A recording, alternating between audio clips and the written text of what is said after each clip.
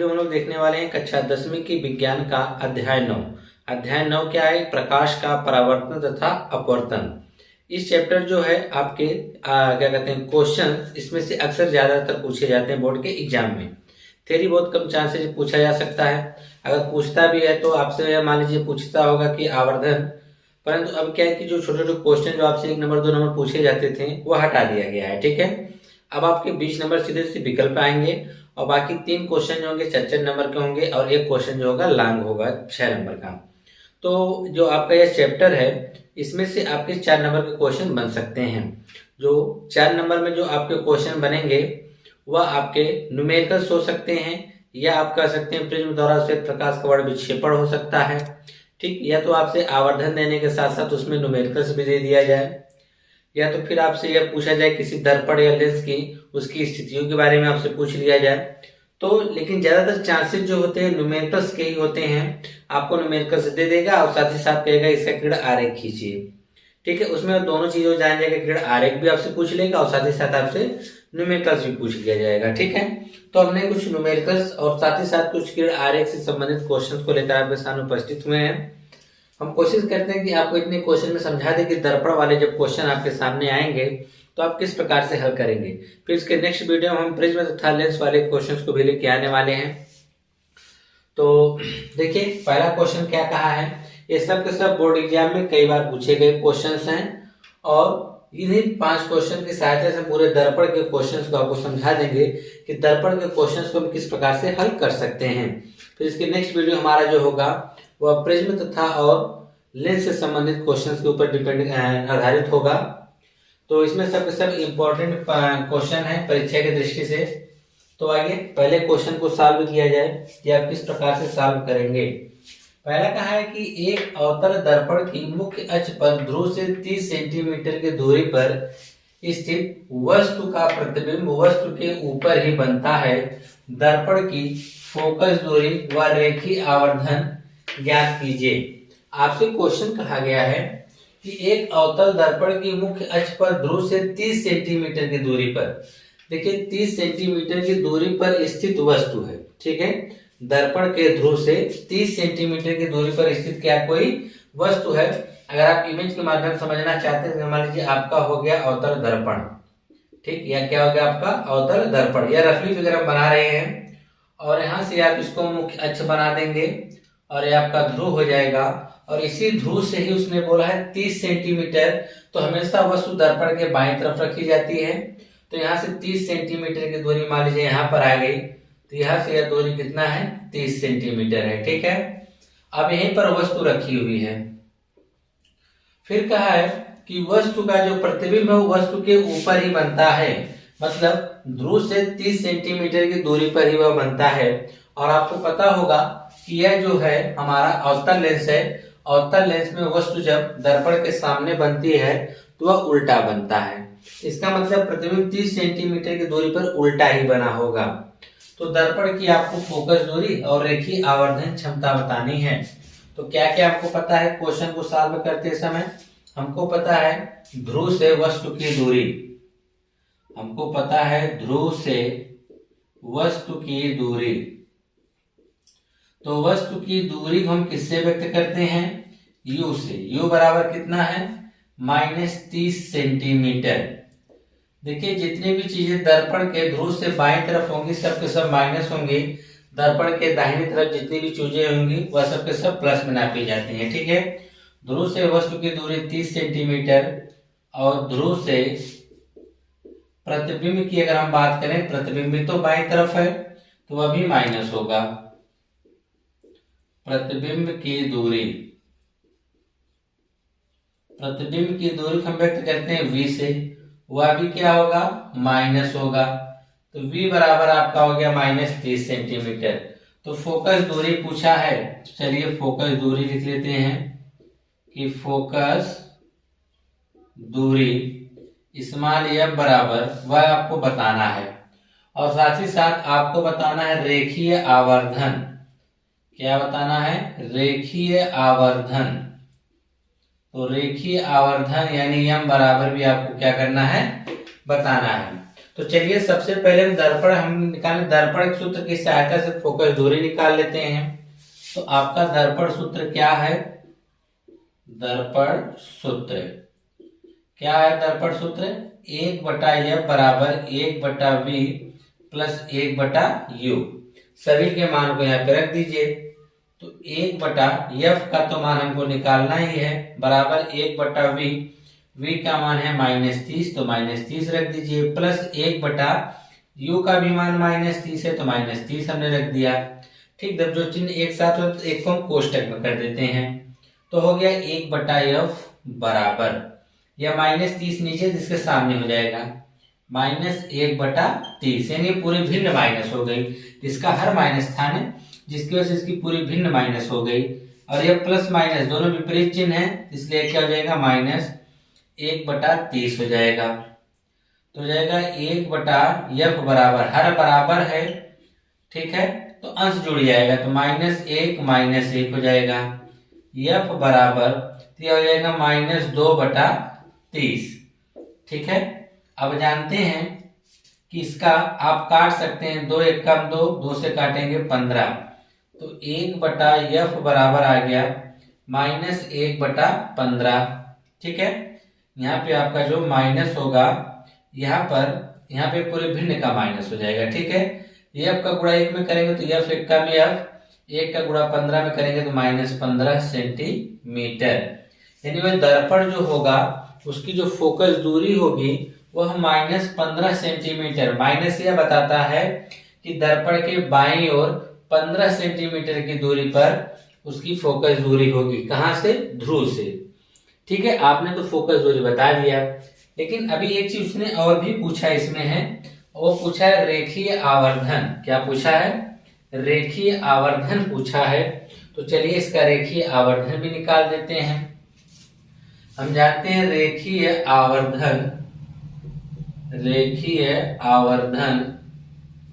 यम बराबर, ठीक है, रेखीय आवर्धन यम बराबर, तो यहाँ पर तो कोई इमेज या प्रतिबिंब की लंबाई जो दिया नहीं है, तो डायरेक्ट आप लिख सकते हैं यम बराबर होता है -v/u। क्या होता है? यम बराबर -v/u। यह तो माइनस रहेगा ही, v का भी मान -30 है और u का भी मान -30 है कि नहीं है? तो अगर आप देखेंगे -30 से -30 कट गया है, माइनस तो पहले से था। v का भी मान देखिए -30 है और u का भी मान -30 है। यह माइनस तो पहले से था, 30 से 30 करके कितना आ गया? 1 आ गया। इसका मतलब वह जो वस्तु होगा उसका आवर्धन क्षमता कितनी आएगी? आवर्धन जो आएगा 1 आएगा। माइनस यह बताता है कि वह जो प्रतिबिंब बना होगा वह उल्टा बना होगा। प्रतिबिंब जो बना होगा कैसा बना होगा? उल्टा बना होगा। प्रतिबिंब कैसा बना होगा? उल्टा। तो लिख सकते हैं नीचे यहाँ पर फोकस दूरी बराबर, फोकस दूरी स्मॉल f बराबर हमको मिला -15 सेंटीमीटर, और रेखीय आवर्धन यम बराबर हमको मिला -1। ठीक है, तो यह हो गया आपका पहला क्वेश्चन। इसी प्रकार से हम इसका दूसरा भी क्वेश्चन कर लेंगे। आइए दूसरा वाला किस प्रकार से करते हैं। सभी क्वेश्चंस को अच्छी प्रैक्टिस के ऊपर देखिए यार, कि जितना आप क्वेश्चंस को बार बार लगाएंगे उतना ही आपकी अच्छी प्रैक्टिस होगी और उतना बेहतर क्वेश्चंस को आप समझ पाएंगे। दूसरा कह रहा है कि 12 सेंटीमीटर फोकस दूरी के अवतल दर्पण के सामने एक वस्तु 6 सेंटीमीटर की दूरी पर रखी है। प्रतिबिंब की स्थिति का किरण आरेख बनाते हुए गणना कीजिए। देखिए इसमें हम यह क्वेश्चन आपके परीक्षा की दृष्टि से बहुत ही महत्वपूर्ण हो सकता है, क्योंकि इसमें आपसे गणना के साथ साथ किरण आरेख भी बनाने के लिए कह रहा है। तो किरण आरेख बनाने के लिए आप यह ध्यान रखेंगे, आप पेंसिल और फिट के सहायता से ही उसको आप बनाएंगे। ठीक है, यह नहीं कि हाथ से रफली चित्र बना दें, वह आप चित्र बनाएंगे तो एग्जामिनर आपका गलत काट देगा। ठीक है, क्या है? 12 सेंटीमीटर फोकस दूरी के एक अवतल दर्पण। तो चलिए हम आपके लिए एक अवतल दर्पण बना देते हैं। ठीक है, आप लोग प्रकार की सहायता से बनाइएगा। यह आपका अवतल दर्पण जो कि बाहर से पेंट किया हुआ है, हम भी इसको बाहर से पेंट कर देते हैं। चलिए ये आपका प्रिंट हो गया। दर्पण के मध्य बिंदु को हम लोग ध्रुव बोलते हैं और जिस वक्रता केंद्र से लेकर इसको बनाया जाता है, जिस त्रिज्या को लेकर जिसको केंद्र मानकर, उसको सी बोलते हैं, यानी प्रकाशीय वक्रता केंद्र। सबको इस प्रकार से फिर से आप मिला लेंगे, ठीक है। अब उसके बाद कह रहा है 12 सेंटीमीटर फोकस दूरी है, तो फोकस दूरी 12 का मतलब यह ध्रुव से 12 सेंटीमीटर की दूरी पर फोकस दूरी, यानी यहाँ मुख्य फोकस एफ होगा, यही ना। मुख्य फोकस ध्रुव से मुख्य फोकस की दूरी कितना है? 12 सेंटीमीटर। तो चलिए 12 सेंटीमीटर हो गई यहाँ से इसकी बना देंगे फोकस दूरी, देखिए, ठीक है। आगे कहा है कि अवतल दर्पण के सामने 6 सेंटीमीटर की दूरी पर, यहां से 6 सेंटीमीटर की दूरी पर एक वस्तु रखी गई है। मात्र इसकी जो दूरी है वह 6 सेंटीमीटर है। कितना दूरी है? 6 सेंटीमीटर है। तो देखिए ध्रुव से जो मुख्य फोकस है उसकी दूरी 12 सेंटीमीटर है और वस्तु की दूरी ध्रुव से 6 सेंटीमीटर है। या यूं कह सकते हैं वस्तु मुख्य फोकस और ध्रुव के बीच में स्थित है। जब ये स्थिति आए तो इस स्थिति में जानिए यह आपकी दर्पण की छठवीं स्थिति है, ठीक है। जब वस्तु मुख्य फोकस और ध्रुव के बीच में रखी जाती है तो उस कंडीशन में इसका जो प्रतिबिंब बनता है वह आभासी बनता है और दर्पण के पीछे बनता है। तो इसको हम लोग क्या करते हैं, मुख्य अक्ष को हम आगे और बढ़ा लेते हैं। चलिए ये आपका मुख्य अक्ष बढ़ गया। अब यहाँ से प्रकाश किरणों को हम भेजना शुरू करते हैं, ठीक है। पहली प्रकाश किरण को हम भेजते हैं मुख्य अक्ष के समांतर, मुख्य अक्ष के समांतर जाती है और वह दर्पण से टकराने के पश्चात क्या होती है कि मुख्य फोकस से होकर गुजर जाती है। कहां से गुजर जाती है? मुख्य फोकस से होकर गुजर जाती है। और दूसरी प्रकाश किरण हम लोग सी से भेजते हैं। कहां से भेजते हैं? सी से ऐसे जाती है और दर्पण से टकराने के पश्चात पुनः उसी मार्ग से क्या होती है, वापस लौट आती है। तो आप यह देख रहे हैं कि जैसे जैसे प्रकाश किरण आगे बढ़ रही है वैसे वैसे इनका फैलाव भी बढ़ता चला जा रहा है। इसका मतलब इस स्थिति में वास्तविक स्थिति में इसका प्रतिबिंब नहीं प्राप्त किया जा सकता। तो हम लोग क्या करते हैं, इन प्रकाश किरणों को आगे की तरफ बढ़ाते हैं। जब यह आगे की तरफ इस प्रकार बढ़ाया जाता है, ये दोनों जाते हैं दर्पण के पीछे। कहाँ जाते हैं? दर्पण के पीछे जाने के बाद यह दोनों एक दूसरे को काट देती हैं, जहां पर इसका प्रतिबिंब प्राप्त होता है। क्या प्राप्त होता है? प्रतिबिंब प्राप्त हो जाता है, यह जो वस्तु रखी है। अब यह देखना है कि इससे इसकी दूरी कितनी होगी, यानी यह कह सकते हैं हमको v का मान बताना पड़ेगा। किसका मान बताना पड़ेगा? v का। ये सब चित्र आप लोग क्या करते हैं, फिट और पेंसिल की सहायता से, प्रकार की सहायता से साफ साफ बनाएंगे, ठीक है। हमने आपको चित्र बता दिया कैसे बनाना है। पहले आप एक दर्पण बनाएंगे, ठीक है। दर्पण को बाहर से कलई कर देंगे आप लोग, ठीक है। फिर उसके बाद केंद्र ले लेंगे। केंद्र के बाद अब उसके बाद क्या देखना है कि इससे जो आपकी केंद्र होगी उसके जो मध्य बिंदु को हम मुख्य फोकस बोलेंगे, ठीक है। ये यूं कर सकते हैं कि ध्रुव से 12 सेंटीमीटर दूरी मुख्य फोकस होगा उसकी, क्योंकि यह दूरी जितनी होगी वही दूरी यह भी होनी चाहिए, ठीक है। क्योंकि वक्रता केंद्र और ध्रुव के मध्य बिंदु को ही मुख्य फोकस कहा जाता है। अगर यह 12 हो गए तो यह भी कितना होना चाहिए? 12 होना चाहिए, ठीक है। दोनों के बीच की दूरी आप बराबर रखेंगे। फिर उसके बाद इन दोनों के मध्य में 6 सेंटीमीटर की दूरी पर एक वस्तु रख देंगे। अब यहाँ से किरण आरेख खींचना शुरू करते हैं। तो पहला किरण आरेख मुख्य अक्ष के समांतर जाता है, जो दर्पण से टकराने के पश्चात क्या होता है, मुख्य फोकस से होकर गुजर जाता है।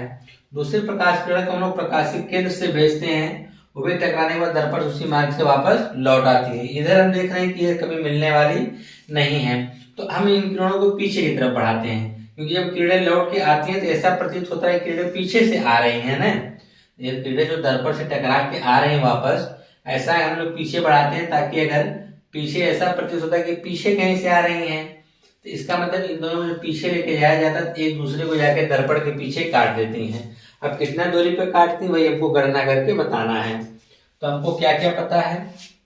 हमको पता है कि 12 सेंटीमीटर फोकस दूरी। तो अवतल दर्पण की फोकस दूरी दे रखा है, अवतल दर्पण की फोकस दूरी, अवतल दर्पण की फोकस दूरी फोकस दूरी को हम लोग बोलते हैं स्मॉल एफ, और दर्पण के बाएं तरफ सबके सब माइनस।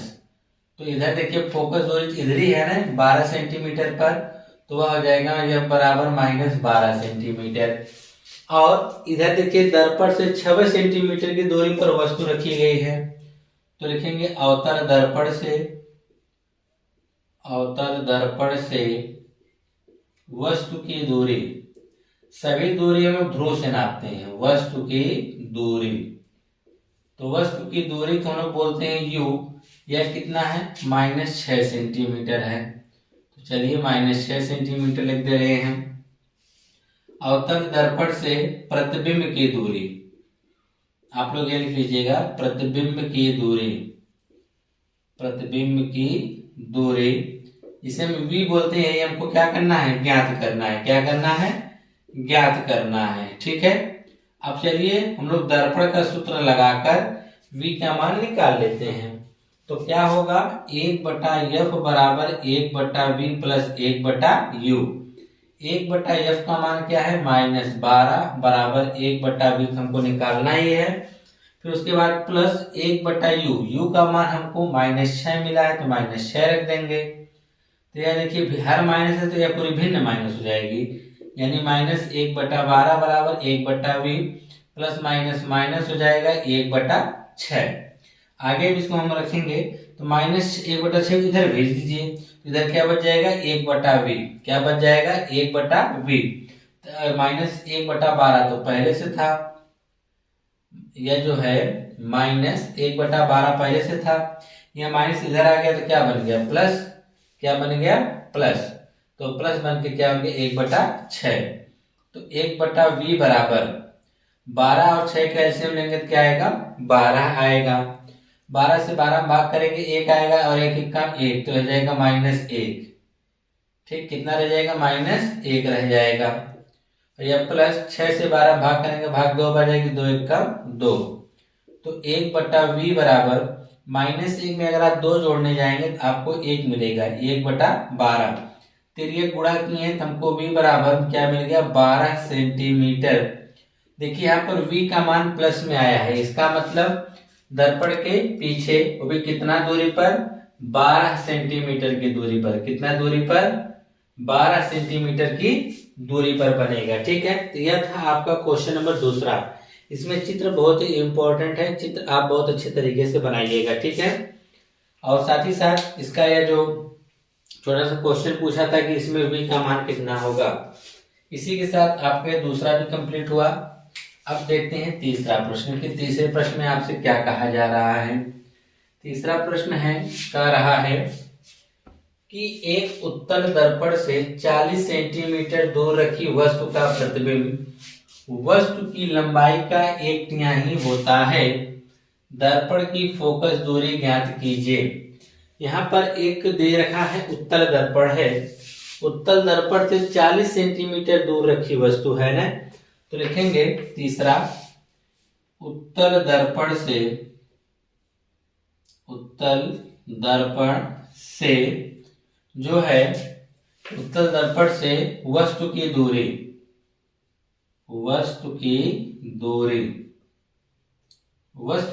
हम बोलते हैं u, कितना है -40 सेंटीमीटर, कितना है -40 सेंटीमीटर है। फिर कहा है वस्तु का प्रतिबिंब, कहा है कि जो वस्तु का प्रतिबिंब वस्तु की लंबाई का 1/3 है। यहाँ पर अगर हमको वस्तु और इमेज क्या करते हैं, वस्तु और उसके प्रतिबिंब के बारे में अगर कोई माप दिया है तो समझ जाइए कहीं न कहीं वह आवर्धन दे रखा है। अगर 2 गुना बोले, 3 गुना बोले, आपसे 1/3 बोले या 2/3 बोले, तो यह समझ जाइए कि वह आवर्धन दे रखा है। क्या दे रखा है, आवर्धन।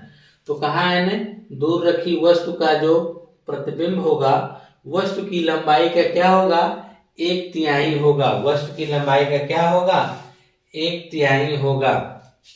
तो हमको ना ही वस्तु की लंबाई पता है ना ही प्रतिबिंब की, तो 1/3 बोला है, तो इसका मतलब वो आवर्धन दे रखा है। क्या दे रखा है, आवर्धन।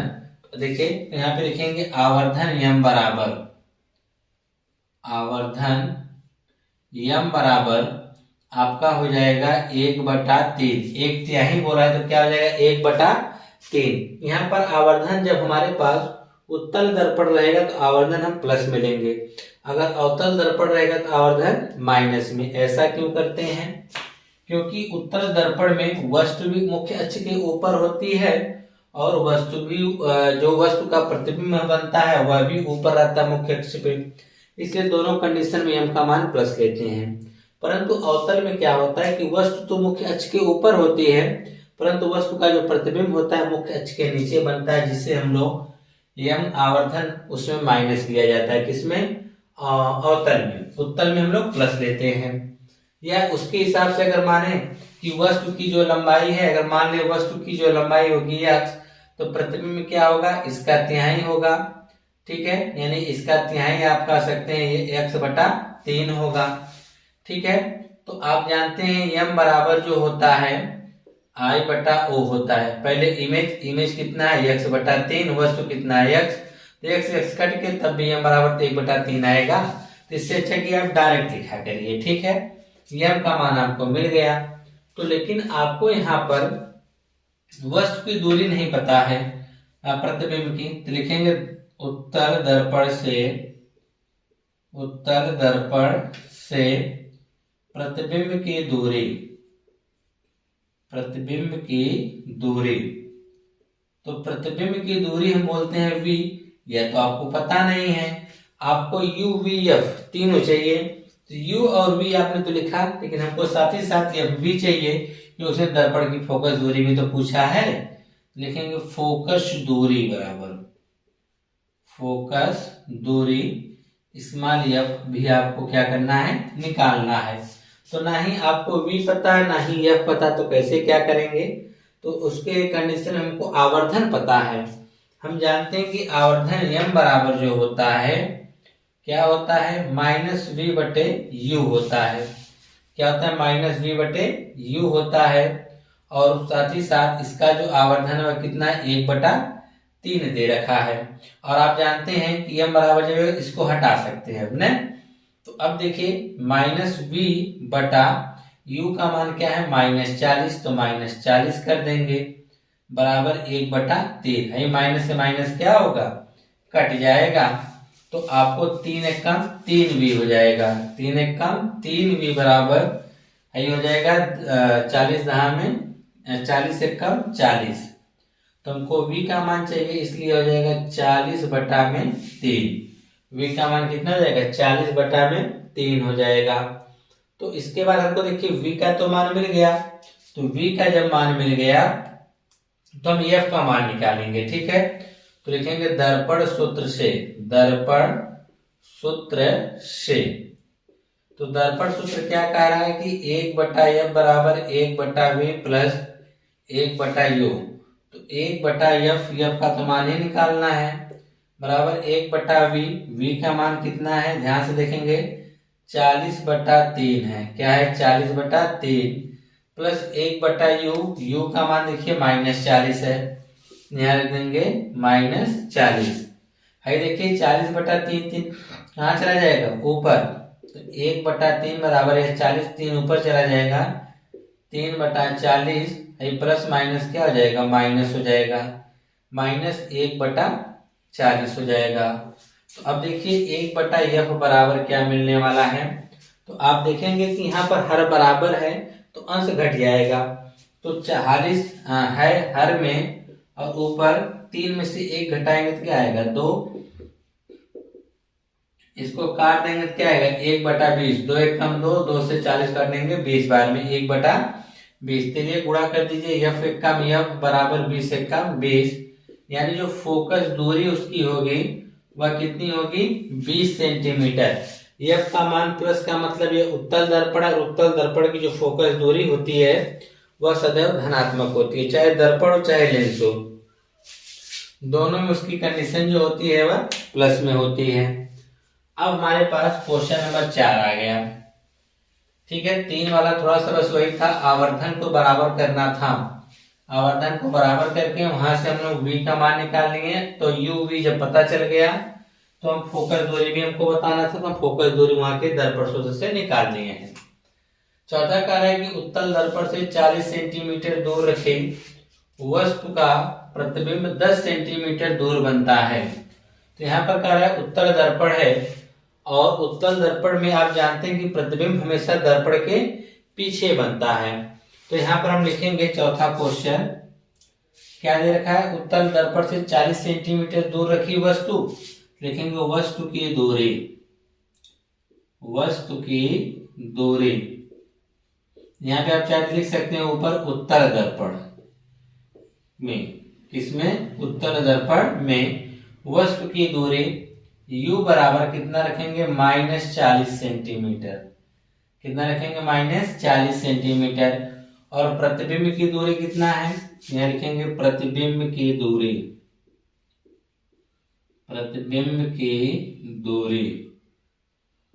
तो प्रतिबिंब की दूरी v बराबर, वह भी देखिए 10 सेंटीमीटर सिर्फ रखी जाएगी। क्यों 10 सेंटीमीटर रखी जाएगी, क्योंकि उत्तल दर्पण में प्रतिबिंब हमेशा दर्पण के दाहिनी तरफ बनता है और दर्पण के दाहिनी तरफ की सारी दूरियां धनात्मक में नापते हैं और बाईं तरफ की जो दूरियां होती है उसे ऋणात्मक में नापते हैं।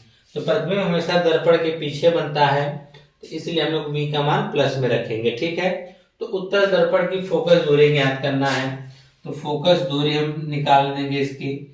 तो फोकस दूरी, तो फोकस दूरी स्मॉल ए बराबर हमको नहीं पता, तो चलिए पहले फोकस दूरी निकाल लेते हैं, फिर इसका किरण आरेख भी बना देंगे। तो दर्पण सूत्र क्या कहता है कि 1/f बराबर 1/v प्लस 1/u। तो 1/f बराबर 1/v, v का मान क्या है 10, तो 1/10 प्लस 1/u, u का मान क्या है -40, तो -40 कर देंगे। तो यहाँ पे अगर आप देखेंगे तो हो जाएगा 1/f बराबर 1/10 तो है ही, प्लस माइनस क्या हो जाएगा -1/40। तो 1/f बराबर 10 और 40 का एलसीएम कितना होगा 40। 10 चौके 40, 4 एकम 4, -10, 40 से 40 कट गया, यहाँ 1 हो गया। तो 1/f बराबर 4 में से 1 घटाएंगे 3/40। फिर ये गुणा कर देंगे 3 का f में करेंगे तो 3f बराबर 40 से कम 40, तो f बराबर 3 इधर कर देंगे तो जाएगा 40/3। तो चाहे तो आप इसमें भाग कर दीजिए, अगर आप भाग करेंगे f बराबर तो 4 एकम 4, 1 बचा हो गया 10, ठीक, और 3 त्रिका 3 हो गया, 1 बचा 0.3, 13.33 आएगा। ठीक, इतना क्या आएगा सेंटीमीटर। तो या तो आपने इसकी फोकस दूरी निकाल दी कि दर्पण की जो फोकस दूरी होगी वह कितना होगी 13.33 सेंटीमीटर होगी, परंतु यहाँ पर हमको उत्तल दर्पण बनाना है। तो चलिए उत्तल दर्पण बना देते हैं कुछ इस प्रकार से। उत्तल दर्पण को अंदर से पेंट किया जाता है और परावर्तन कहाँ से होता है, उभरे हुए तल से होता है। तो हमने इसको पेंट कर दिया, क्लियर। अब देखिए उसको पेंट कर दिया, इसका यह क्या बन गया ध्रुव, और ध्रुव, और इधर देखिए अंदर की तरफ मुड़ा है, इसका मतलब कहीं न कहीं प्रकाशिक केंद्र सी इधर होगा। प्रकाशिक केंद्र सी क्या होगा, देखिए अंदर की तरफ मुड़ा है, प्रकाशिक केंद्र सी उधर होगा और यह ध्रुव क्या है P। दोनों को मिला दीजिए, दोनों को क्या करिए फिट की सहायता से मिला दीजिए। जब आप दोनों को मिला देंगे तो देखिए इस प्रकार से, ठीक है। किसको, P और C को। P और C के मध्य बिंदु को हम लोग क्या बोलते हैं, F बोला जाता है। और हमने F यहाँ पे कैपिटल F को मुख्य फोकस कहते हैं, स्मॉल f को फोकस दूरी। फोकस दूरी को P से F के बीच की दूरी वह कितना है 13.33। यहाँ से जो दूरी है वह है 13.33, ठीक है F का। और आप जानते हैं कि वस्तु हमेशा दर्पण के बाईं तरफ रखी जाती है और भी कितना दूरी पर रखा गया है 40 सेंटीमीटर की दूरी पर। तो इससे इधर 40 सेंटीमीटर की दूरी पर हम लोग एक वस्तु को रख देते हैं। चलिए यहाँ पर, तो यहाँ से इसकी जो दूरी अगर हम नापे हैं वह जो दूरी है वह है 40 सेंटीमीटर। कितनी दूरी है 40 सेंटीमीटर की दूरी पर यह वस्तु रखी गई है। अब इसका जो प्रतिबिंब बनता है दर्पण के उस तरफ बनेगा। तो देखिए क्या करते हैं, तो यहाँ से एक प्रकाशिक किरण भेजी जाती है। जब प्रकाश किरण को भेजा जाता है तो पहली प्रकाश किरण मुख्य अक्ष के समांतर जाती है, ठीक है, क्या जाती है मुख्य अक्ष के समांतर। परंतु दर्पण से टकराने के बाद इसका क्या हो जाता है, परावर्तन हो जाता है। क्या हो जाता है, परावर्तन। जब इसे हम पीछे की तरफ बढ़ाते हैं तो ऐसा प्रतीत होता है कि यह मुख्य फोकस से होके आ रही है। कहां से होके आ रही है, मुख्य फोकस से। तो आप जब बड़ा चित्र बनाएंगे तो यह तीनों लाइन सीधी दिखनी चाहिए इस तरह से, ठीक है। क्योंकि आप यह दूरी और यह दूरी सब बराबर जब रखेंगे तो यह जो आपका ऐसे जा रहा है एरो, तो एकदम सीधा जाना चाहिए, ठीक है। इस प्रकार से यहाँ से दर्पण टकराने के बाद इसका क्या हो जाता है, परावर्तन हो जाता है। और दूसरी कंडीशन में हम लोग प्रकाश किरण भेजते हैं किसके समांतर, या थोड़ा सा वस्तु बड़ा ले लीजिए, चित्र आपका क्लियर बनना शुरू हो जाएगा। तो वस्तु थोड़ा सा हम बड़ा ले लेते हैं, ठीक है। अब सुनिए, यहाँ से हम भेजते हैं प्रकाश किरण, दर्पण से टकराने के बाद इसका क्या होता है, परावर्तन। जिसको पीछे की तरफ बढ़ाते हैं तो ऐसा प्रतीत होता है कहां से होके जा रहा है, मुख्य फोकस से होके जा रहा है। दूसरा प्रकाश किरण भेजते हैं प्रकाशिक केंद्र के लिए, लेकिन ये दर्पण से टकरा ऐसे जाता है, फिर दर्पण से टकरा के पुनः इसी मार्ग से क्या होता है, वापस आ जाता है। जब इसको हम पीछे की तरफ बढ़ाते हैं तो ये जाके कहां पे काटता है, सी पर, ठीक है। अब देखिए दोनों प्रकाश किरणें एक दूसरे को यहाँ पर काट दी हैं और यहीं पर क्या बनेगा, वस्तु का प्रतिबिंब।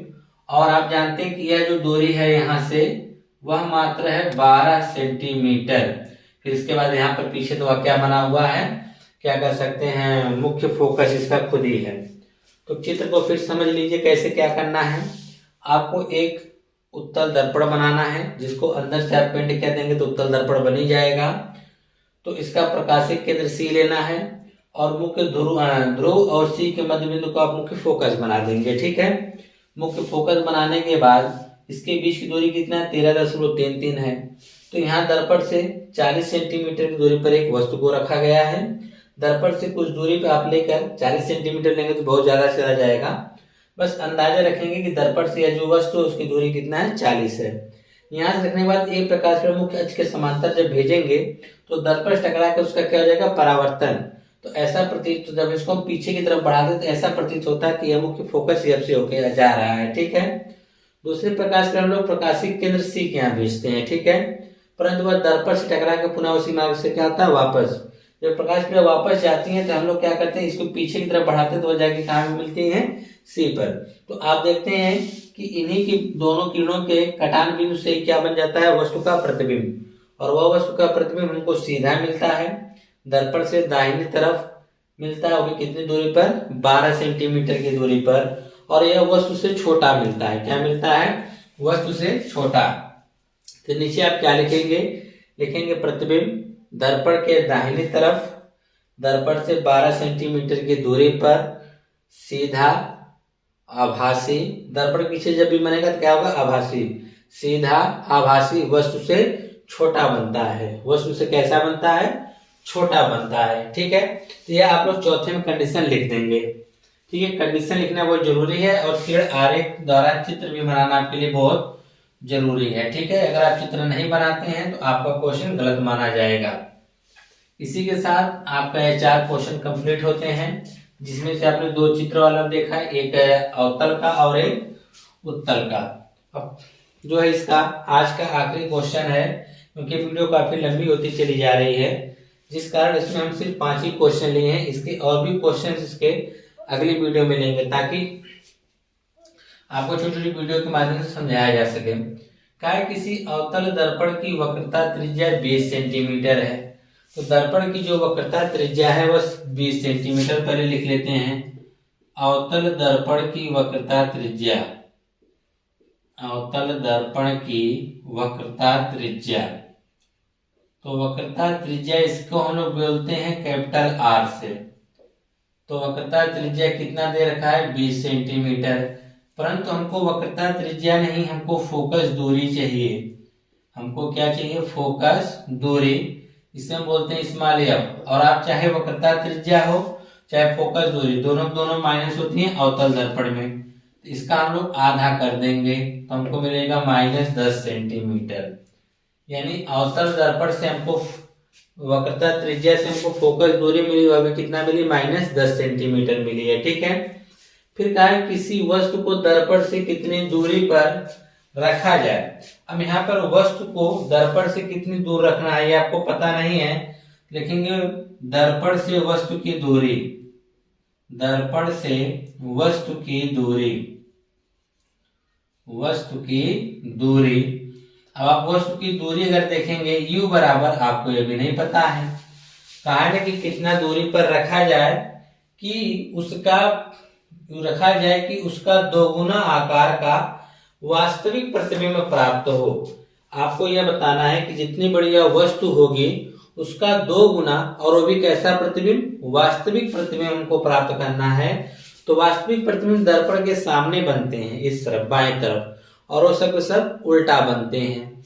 ठीक है, तो यहाँ पर हमको दर्पण की दूरी तो पता नहीं, क्या आपको प्रतिबिंब की दूरी पता है, वो भी नहीं पता है। तो लिख लेंगे दर्पण से प्रतिबिंब की दूरी, प्रतिबिंब की दूरी। तो प्रतिबिंब की दूरी को हम बोलते हैं v, यह भी हमको नहीं पता है, लेकिन हमको यह पता है कि उसके 2 गुने के आकार का प्रतिबिंब प्राप्त करना है। जो प्रतिबिंब होगा वह उसके 2 गुना होगा, किसका, वस्तु का। इसका मतलब आवर्धन दे रखा है, यह आवर्धन माइनस होगा, यह आवर्धन कैसा होगा, m बराबर -2 होगा। कैसे, वो भी हम आपको बता दे रहे हैं। मान लीजिए कि वस्तु को हम लोग व्यक्त करते हैं, O बराबर मान लेते हैं वस्तु x होगा, तो इमेज कितना होगा, इसका 2 गुना होगा। और आपको पता है कि जब वास्तविक प्रतिबिंब प्राप्त करते हैं तो इमेज उल्टा होता है, इसलिए इसको हम क्या रखेंगे, माइनस। तो m बराबर क्या होता है, I बटा O, I का मान क्या है -2x, O का मान है x, यह कट गया तो m बराबर क्या आ गया -2। तो डायरेक्ट लिखिए ना आवर्धन m बराबर -2, क्योंकि अगर उत्तल रहेगा तो m बराबर प्लस में रखेंगे, अगर अवतल रहेगा तो m का आवर्धन जो होगा किसमें रखेंगे, माइनस में रखेंगे। ठीक है, तो यहाँ पर हम लोग जानते हैं कि आवर्धन m बराबर -2 है, परंतु हम जानते हैं v और u में संबंध होता है कि -v बटे u बराबर जो होता है -2 होगा। ठीक है, आवर्धन m बराबर ये भी संबंध होता है। तो हम लोग देखेंगे तो यहाँ से यह माइनस से माइनस तो कट जाएगा, v बराबर अगर निकालना चाहें तो ये उधर चला जाएगा, तो हो जाएगा 2u। या इसको समीकरण नंबर 1 बना के छोड़ देंगे, क्योंकि जो v होगा वह वस्तु की दूरी का 2 गुना होगा। तो वस्तु की दूरी भी हमको नहीं पता है ना, तो चलिए दर्पण सूत्र लगा देते हैं, परंतु हमको u और v में संबंध तो पता है ना। तो लिखेंगे 1 बटा f बराबर 1 बटा v प्लस 1 बटा u। 1 बटा f का मान है -10, तो रख देते हैं -10 बराबर 1 बटा v रहने दो, प्लस 1 बटा u की जगह पे आप देख सकते हैं, नहीं v की जगह 2u रख सकते हैं ना, क्योंकि ये v का मान है ना, तो v का मान कितना है 2u, हमने 2u रख दिया है, u तो पहले से था। -1 बटा 10 बराबर 2u और u का एलसीएम लेंगे तो क्या आएगा 2u, 2u से 2u कट के कितना आ गया 1, प्लस u से u कटा क्या बचा 2 1 का 2, तो गया -10 बराबर 2 1 3 बटा में 24, 3 1 3 3 बटे 24। तो यहाँ पर आपको मिल गया। तो अगर आप देखेंगे यहाँ पर u 24 नहीं है जी, यह 2u है, गलती हो गया। तो यहाँ हो जाएगा 2 1 3 बटा में 2u। ठीक है, तो यहाँ हो गया -1 बटा 10 बराबर, तो यहाँ पे हो गया 3 बटा 2u, 3 बटा 2u।